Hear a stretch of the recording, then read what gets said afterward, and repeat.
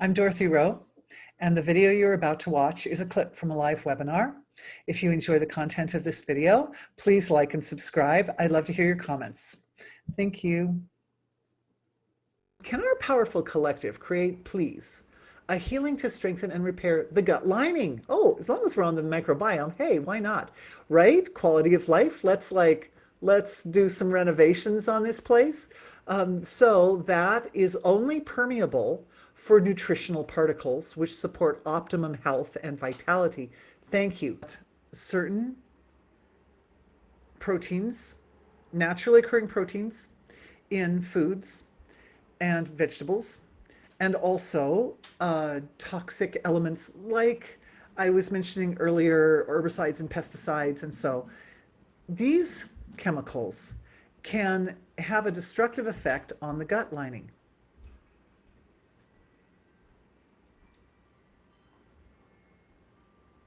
I'm taking a dive. We're looking down at this situation at its deepest level. As I'm closing my eyes, I'm actually feeling into the lining of my own gut. So we're going to go here and, for any of you who are interested in this, you can put a little attention on the gut lining right now. As we shine the light of our attention on any part of the body, we wake up and activate the intelligence in that part of the body. And as I said before, I'm not going to go deeply into soma and that whole mechanic of how that works in this session, but you can certainly find it on my website. You can find it on other videos. You can find it lots of places. So the first thing we're doing is we're just putting attention on the gut lining, and we're feeding the soma finest byproduct of digestion, to the intelligence of the gut lining. Small intestines, primarily. Also, I'm seeing some awareness also with the duodenum and the large intestine. So it's just kind of spreading out. There's a little bit, the lining differs from one part of the gut to another, but that's okay. And there is, again, the reason I keep using the word reverence is this is the specific energy frequency that bridges the gap from the absolute to the relative.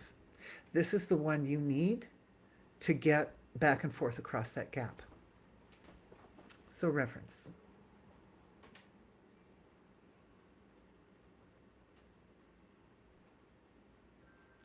Talking to the gut lining. The intelligence of the gut lining knows what foods will have a optimizing effect on its integrity and what foods will have a destructive effect on its integrity. So the first thing here is an adaptation or shift is taking place between the intelligence of the gut and a lot of the regulating mechanisms in the brain. Because a lot of the decisions of what we eat and falling into habits and that sort of thing are a byproduct of the wiring up in the brain more than the wiring in the gut. But when there's a nice communication flow, a nice open channel of intelligence from the gut area to the brain area, then the discrimination that we activated yesterday can kick in. And what we want to do here is we want to activate, this is the sun culp, right? This is the seed of this healing. We want to activate the desire, the craving, the longing for foods that actually build up and strengthen the gut lining.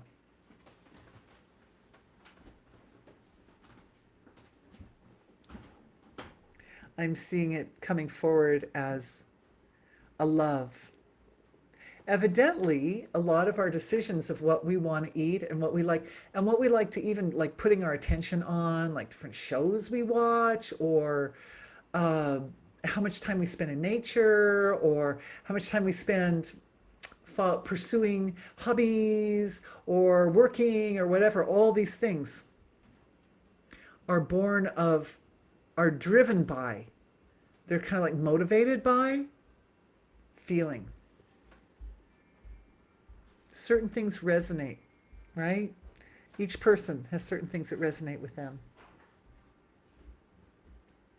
It comes back to, very interestingly, some of the initial forms of self. So, okay, as little individual diverse people, our souls are anchored into the source of creation. And the source of creation is unmanifest and eternal and absolute.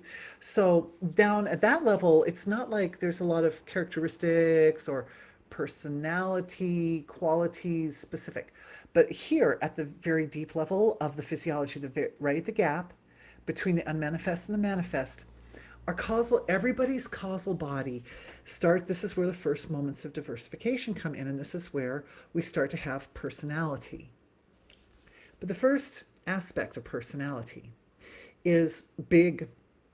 It's universal in nature because the causal body is big as the universe. So that means that each one of us is connected to various fundamental, primordial, universal forms. We can talk about them as if they're out there separate, they're out in the cosmos somewhere. But the fact is, they're literally your foundation. They are literally your foundation. But with each one of us, it's a little different. It's a slight variance. So you can say the soul of the whole field of everything unmanifest and everything manifest, there's a single ginormous deity that's all of this combined, right? But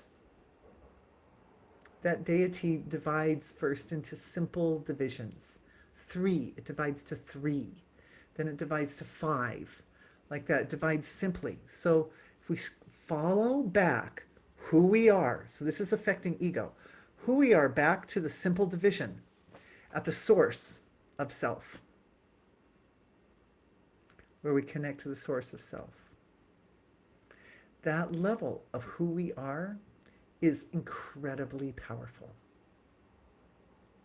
It is incredibly beautiful. You are incredibly beautiful. And at that level, you have access to tremendous control over how the gap is manipulated. Because that level of self, that's all it does. That's all it does, is reside in the gap and wave after wave after wave.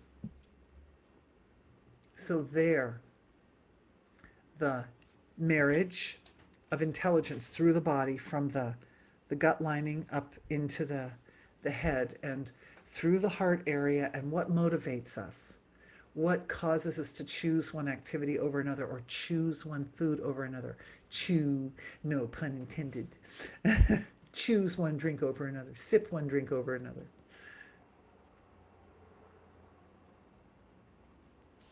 The decision is often made here before the intellect kicks in.